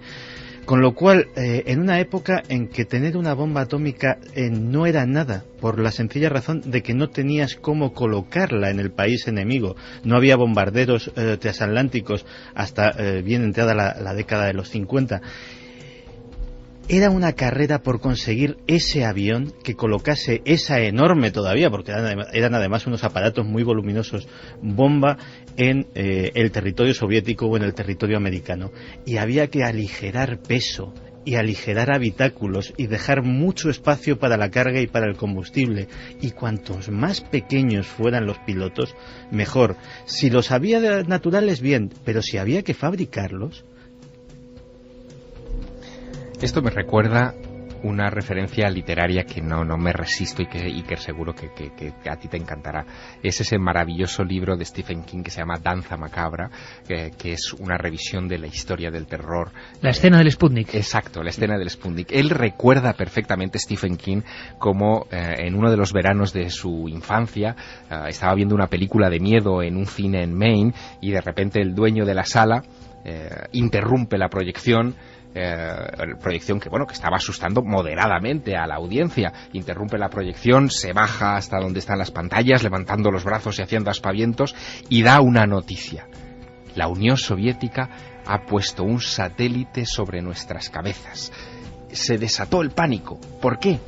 Por lo que estaba diciendo Santiago, porque que la Unión Soviética hubiera puesto una bolita metálica que era capaz de sobrevolar impunemente el territorio de los Estados Unidos significaba en el pavor colectivo nacional americano que eran capaces también de colocar una bomba donde ellos quisieran. Y una cosa más, Javier. La gran pregunta es si ese operario del Área 51 ha confesado en la últimas páginas de este libro, que ellos estaban haciendo lo mismo. Ese haciendo lo mismo significa que también utilizaron a menores y a niños en naves que fueron propulsadas a algún otro lugar. En Alaska, a la inversa, ¿habrá habido algún acontecimiento de aeronave o de experimento desde el otro lado? Algunos de los casos de la Unión Soviética antigua donde caen artefactos que se estrellan y quizá también hay en algunos de ellos referencia de tripulantes tienen que ver con la contraofensiva. No lo sabemos y probablemente todavía tardaremos algún tiempo en saberlo. Décadas, quizá. Quizá décadas. Pero yo tengo la impresión, la he tenido mientras leía las páginas de este libro de Annie Jacobsen, de Área 51, que a mí me parece que tardará también un poco en traducirse al español, porque, en fin, los mecanismos hoy de traducción de esta clase de libros son muy lentos, pero a mí me da la impresión de que estamos ante un libro que va a ser un clásico, es decir, que va a cambiar la perspectiva de muchas cosas, o por lo menos va a abrir un nuevo camino de investigación que está, indudablemente, en archivos oficiales clasificados. 600 millones de páginas aún por ver la luz.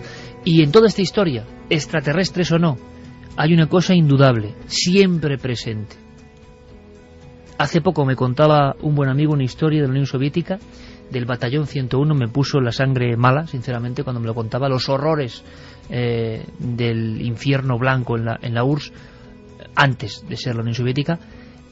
Un batallón tenía que matar en un pueblo abandonado a 800 niños que se refugiaban allí. Y había como, no sé si 300, pueden variar las cifras ahora mismo, pero 300, 400 personas, soldados, que tenían que ejecutar 800 niños. Algunos de esos niños tenían a otros niños más pequeños en los brazos. De esos 300 o 400 hombres, solo 11 dijeron que no. Solo 11 se negaron a hacerlo. Es decir, en todas estas historias, el espejo hondísimo, profundísimo, oscurísimo del alma humana en muchas ocasiones. Porque hay extraterrestres o no, si había niños, si había experimentos, si había seres que inocentemente han sido irradiados sin saberlo, nos muestran el espejo dantesco de esta especie en muchas ocasiones, por encima de cualquier secreto. Javier Sierra, compañero, como siempre, muchísimas gracias, bienvenido. La semana que viene más viaje, más sorpresa. Gracias por tu éxito, por estar aquí con nosotros, a seguir triunfando, compañero. Muchísimas gracias, buenas noches. Te has encontrado bien en la radio, es el retome de nuevo de este ambiente, ¿verdad? Tan especial. Me encanta, os echaba mucho de menos. Nosotros también, y por cierto, Javier, lo contamos la semana que viene con Visiones de América. Seguiremos, acabas de llegar, has estado en la Feria del Libro, seguirás triunfando, el éxito de Javier es tremendo. El éxito es de los lectores, de verdad. Bueno, claro, del público, de los que están ahí al otro lado. Son los que ponen la emoción. Sí, pero hay que escribirlo para que los lectores lo lean. La semana que viene, vamos a hacer visiones, cosas, a flor de piel. Hoy empezaba la historia con el aeropuerto JFK y un libro, que fíjate en qué ha acabado, pero creo que ha recibido mucho cariño, y mucho cariño que, sinceramente, también nos corresponde, porque mucha gente que ha acudido a ver a Javier en diferentes ámbitos venía con un mensaje, que sabemos que estáis ahí, que nos seguís, y eso nos da una fuerza enorme en esta 10ª temporada de Milenio que ya termina prácticamente. Javier, a descansar, que te lo has ganado, amigo. Un abrazo. Un fuerte abrazo, hasta pronto. Nunca antes habías estado tan cerca de lo desconocido. Milenio 3. Cadena SER.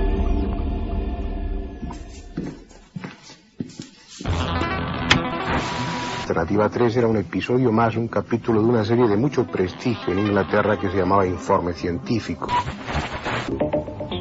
Medianoche. Que ya las pantallas de televisión están reflejando un punto luminoso. Las psicofonías son grabaciones paranormales en cinta magnetofónica. Los archivos aproximadamente 3.000 casos de encuentros con los humanoides. Esta noche, mágica. La Cruz del Diablo, de Gustavo Adolfo Bécquer. El metal se está fundiendo y dice que pronto se convertirá en algo así como plástico. Concretamente esta cuchara que tengo en la mano es nueva totalmente. El túnel del tiempo. 2:34 y del área 51, sin solución de continuidad, nos marchamos al mundo de la transcomunicación, TCI, transcomunicación instrumental. Todo un clásico en nuestra historia, un clásico que cumple una clara senda. Encuentro una frecuencia muy adecuada y ellas me animan diciéndome en poco a poco has venido. Poco a poco has venido. Seguidamente me dicen, si quieres, ya volveremos, anímate. También me dan ánimos diciéndome, qué feliz que soy. Pero también me añaden, estoy muy cansada. Yo les pregunto si me pueden ayudar a resolver los problemas de trabajo de este tipo y me contestan amigablemente diciéndome, a ver, dígame. También pregunto en qué estado se encuentran y sorpresivamente me contestan consciente.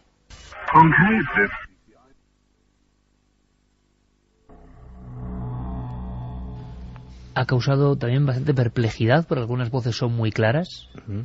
No, la verdad es que en aquella época Sinesio fue uno de los pioneros en utilizar los ordenadores para el tema de la transcomunicación. No conocía yo estos documentos.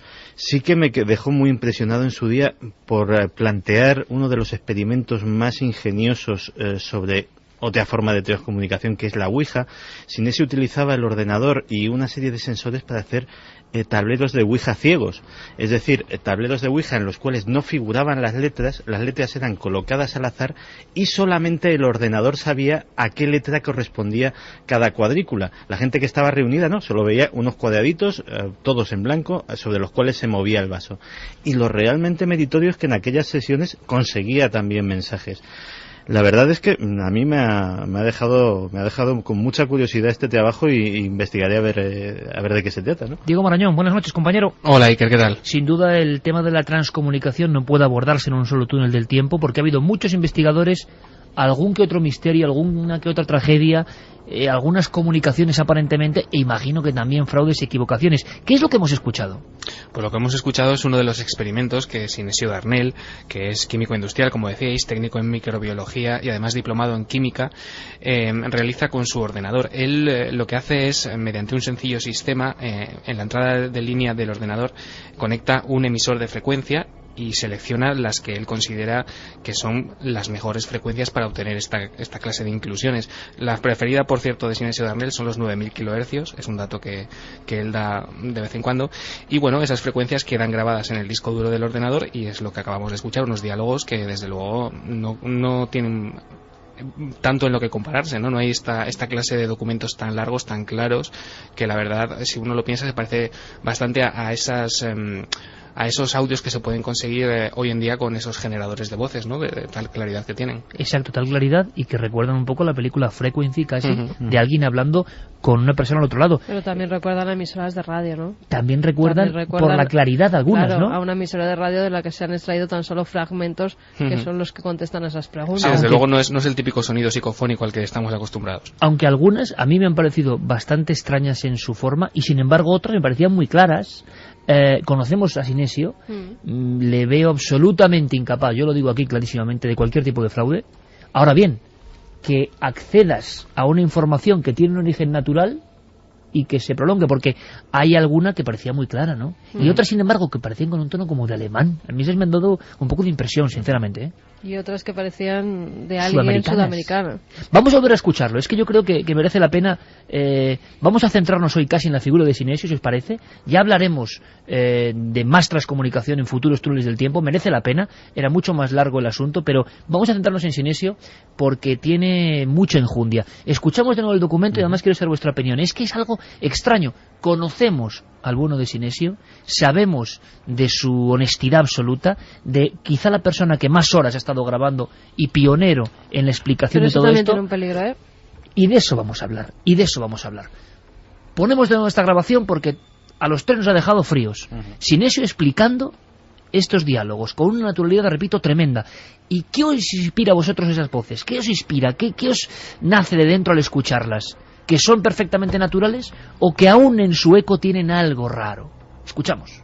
Hay una clara senda.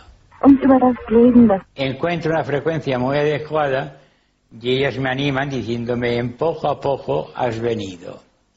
Poco a poco has venido. Seguidamente me dicen, si quieres, ya volveremos, anímate. También me dan ánimos diciéndome, qué feliz que soy. Pero también me añaden, estoy muy cansada. Yo les pregunto si me pueden ayudar a resolver los problemas de trabajo de este tipo y me contestan amigablemente diciéndome, a ver, dígame. También pregunto en qué estado se encuentran y sorpresivamente me contestan consciente. Algunas parecen muy claras y otras parecen directamente de una emisión de radio. Y otras, sinceramente, se asemejan a esas subidas y bajadas de ondas, que luego se reinterpretan por el ser humano. Claro, que se reinterpretan haciendo una frase, aunque yo en algunas no las tengo tan claras. Hay algunas que sí que se oyen perfectamente, incluso puedes distinguir cuál es la voz femenina, cuál es la voz masculina, en qué tono lo dicen, pero hay otras que sí que parecen unas ondas que luego Sinesio ha reinterpretado como un mensaje. Porque, Diego, lo importante es que Sinesio cumple todos los parámetros del investigador de transcomunicación. Va experimentando con los diferentes elementos que tiene a su alcance, la historia de Germán de Argumosa, de otros, el magnetofón, y poco a poco la técnica le va dando más herramientas. Pero también ocurre, como le pasó a Jürgenson y tantos otros, el aislamiento envuelto de tecnología, de nuevas posibilidades, y él llega a decir a los diferentes programas de radio, a que ha sido entrevistado muchas veces, que las voces son, y esto es un parámetro que varía respecto a los principales pioneros en la investigación. Muchos creen que la psicofonía es algo ajeno completamente al experimentador, por lo menos que no interactúa, sino que captamos, que casi como con un cazamariposas en el tiempo, robamos unas frases. Pero Sinesio afirma incluso en cierto momento, Diego, que estas voces guían al experimentador, van dándole pautas. Sí, exacto. Sinesio es una leyenda viva, ¿no? Lleva varias décadas de indagaciones, de análisis en su laboratorio, no solo con las psicofonías, también con las psicoimágenes. Es, como decís, muy estricto, muy riguroso, y es cierto que en 1993 le comentaba a Andrés Averasturi en el histórico programa En los límites de la realidad en Antena 3 que las voces de alguna manera le guiaban o le daban pautas de cómo mover, de cómo alterar esas frecuencias. De hecho, él recuerdo que afirmaba programa que tenía una que le decía exactamente baja el decimal, era lo que sonaba en esa psicofonía, y haciendo caso a esas órdenes o a esas pautas que las voces le daban, conseguía mejores resultados, ciertamente. Escuchamos a Sinesio. Es como si el investigador en cierto momento, yo creo que sufre un shock importante en los años 90 con la llegada de la informática acoplada al sonido. Ahí todos los investigadores que están en este tema creen que es una autopista de nuevas posibilidades, y habla con esta rotundidad. Es las voces, son las voces las que guían, las que dan datos, las que poco a poco van siendo un poco, de alguna forma, manual de operaciones del investigador en transcomunicación. El fenómeno está sobradamente demostrado. Ya no se trabaja con magnetofón. Hoy día se ha llegado a la psicofonía dialogante con utillaje muy complicado. Pero lo más curioso de todo es que ellos mismos, y digo ellos entre comillas, porque te van indicando el tipo de aparato, las horas más adecuadas, si aquel aparato, aquel micrófono no les sirve, te van indicando el perfeccionamiento del utillaje para llegar a unas comunicaciones más perfectas. Y hoy se mantienen conversaciones que duran minutos, 7, 8, 9 minutos de pregunta-contestación, pregunta-contestación. Diálogos entre el operador investigador y la causa que sea. Yo creo que todo eso se ha desvanecido un poco, o es mi impresión, que tuvo ese boom en los 90 y que hoy no sé si se ha avanzado, o desde luego todo esto no se ha hecho muy público, ¿no? ¿O sí? Diego.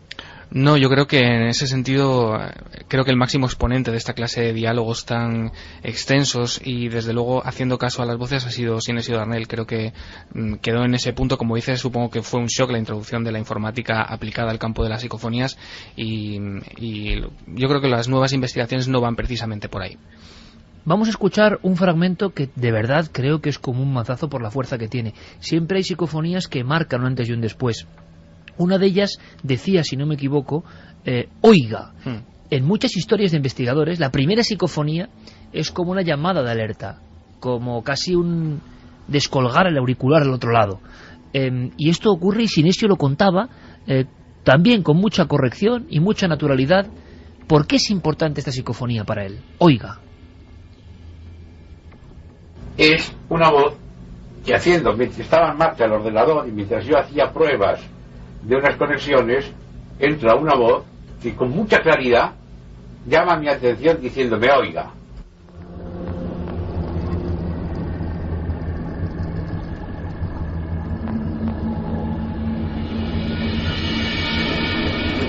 Y esa voz tiene poder, es rotunda. Por lo tanto nos encontramos con una de estas voces de nueva generación, o quizás, si no me equivoco, Diego, ante la primera llamada de las voces informáticas, por decirlo así, a Sinesio Darnell.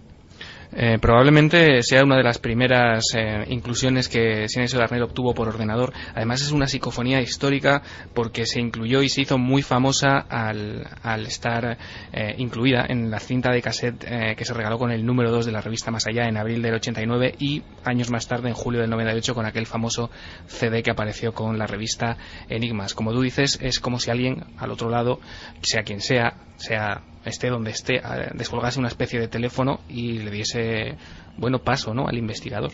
Pero por favor, quiero luego también, además de la ristra de preguntas que quedan sobre la 51, que los amigos y amigas que están al otro lado nos hagan saber lo que les inspiran estas voces. Esta de oiga es tremenda, es de una fuerza brutal.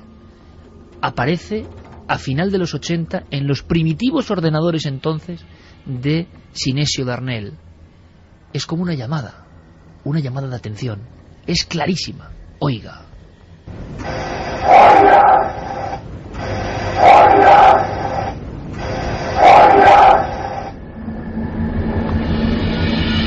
Se incorpora a la nave justo en este instante Geray Martínez, y lo hace en el peor momento, yo creo, como a él le gusta, porque el primer documento que pone es esta voz que es, en mi opinión sincera, terrible, porque tiene como un eco, tiene un algo, y es muy psicofónica que las otras.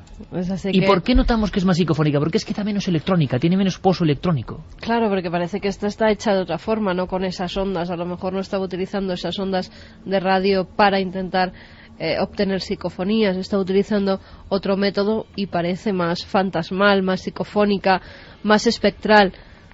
como son las psicofonías realizadas con los medios de siempre, con una grabadora, con... Pero esta ya es por ordenador, es la primera por ordenador. Por eso te digo. Pero guarda el sabor de las psicofonías antiguas que se recogían pues desde con un Nagra hasta las que recogemos hoy en día con las grabadoras digitales. Vamos a volver a escucharla, Yeri, a ver si podemos volver a escuchar ese Oiga, porque yo creo que es muy fuerte, eso sí extraña, es como una interpelación, es como una llamada de atención. Oiga, estamos aquí, o estoy aquí. ¿Pero quién? ¿Qué?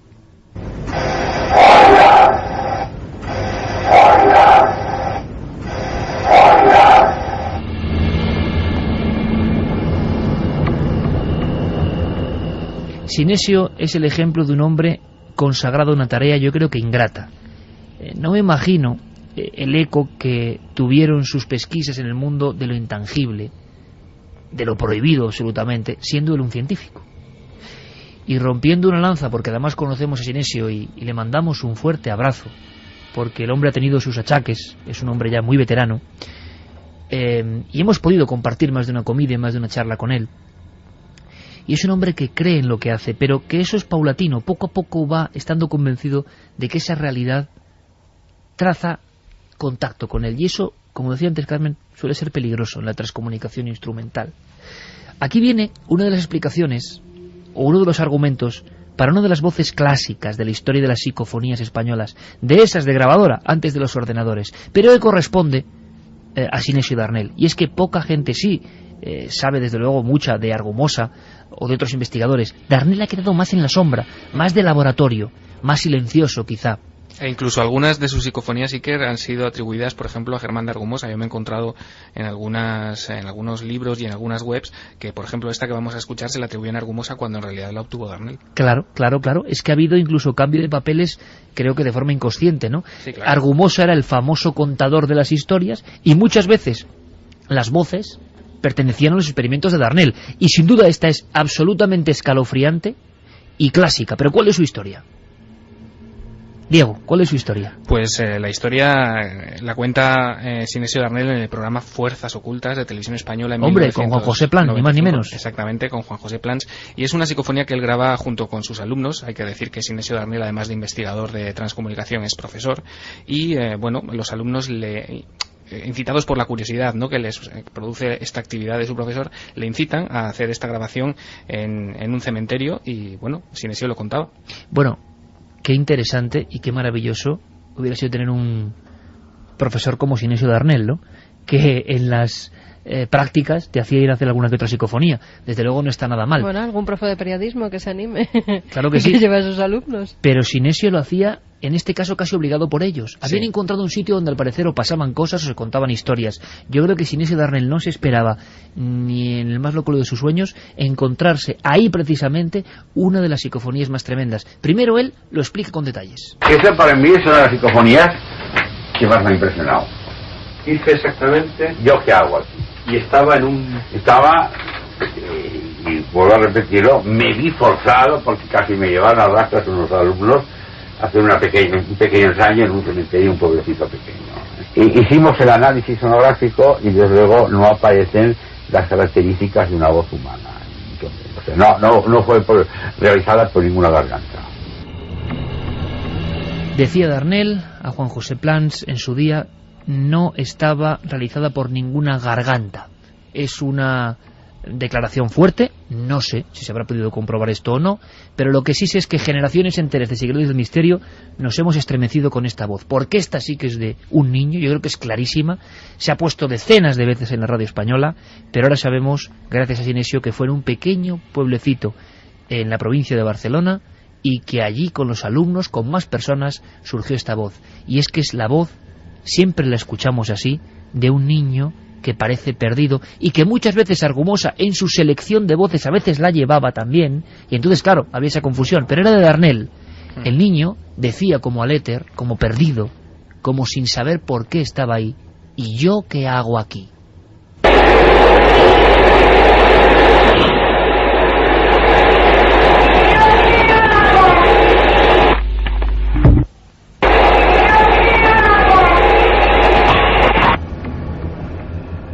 Esta, desde luego, Noel, merece la pena que sea escuchada de nuevo, porque nosotros por cascos llega como un cañón, nos la sabemos de memoria, pero aquí lo que me impresiona de verdad es el tono. ¿Cómo se hace esa voz? ¿Cómo se falsifica? Y por supuesto no estoy diciendo que sea falsa. ¿Cómo alguien queriendo hacer esta voz con ese tono, con ese dramatismo, con esa cadencia infantil y con esa angustia, cómo se hace esto? Yo no sé lo que es, pero ¿cómo se hace si es que se ha hecho? ¿Y yo qué hago aquí?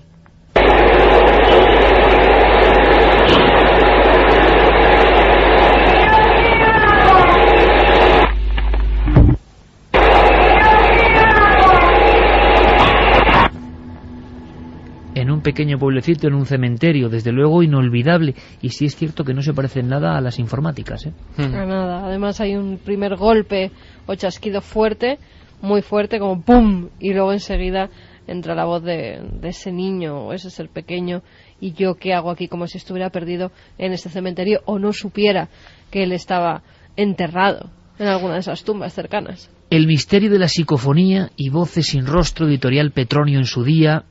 Primeros trabajos de un investigador español intentando poner luz sobre las tinieblas de un mundo que venía de Centro Europa, que Argumosa había popularizado pero que nadie había llevado al papel. Y él lo hizo en los años 80. Y en esa época, además es que Sinesio era muy valiente para esto.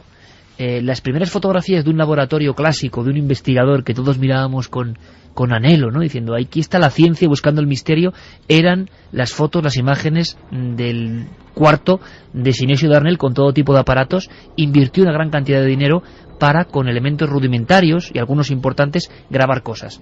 Una de las grabaciones clásicas, tremendas, y a mí me parece incomprensible que no se haya descubierto más, es la voz de una mujer, ¿verdad, Diego?, que dice una palabra un poco extraña.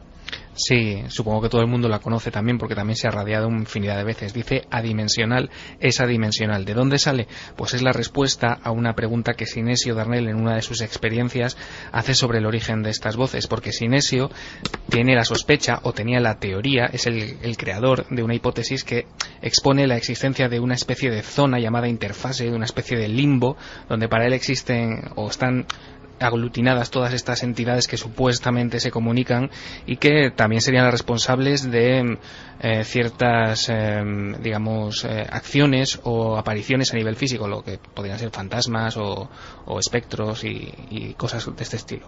Bueno, pues cosas de este estilo que si hablan, según Sinesio, tienen esta voz o esta característica, y esta fue una de las más célebres en los 80 y parece, a mí siempre me ha parecido, no sé a vosotros y sobre todo no sé a los escuchantes ahora mismo, la de una mujer, y no con muy buen humor precisamente, ¿no?, sino con una cadencia extraña. Creo que es del año 85, si no me equivoco.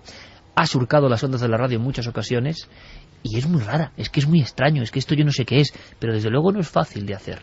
Adimensional es adimensional.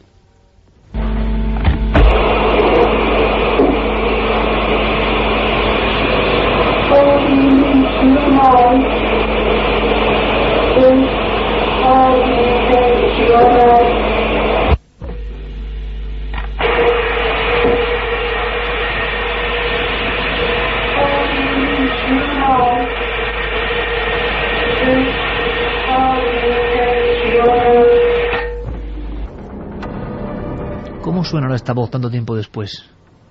Pues suena fuerte, pero parece que suena como si estuvieran poniendo en cámara, no, sería en voz lenta esa voz.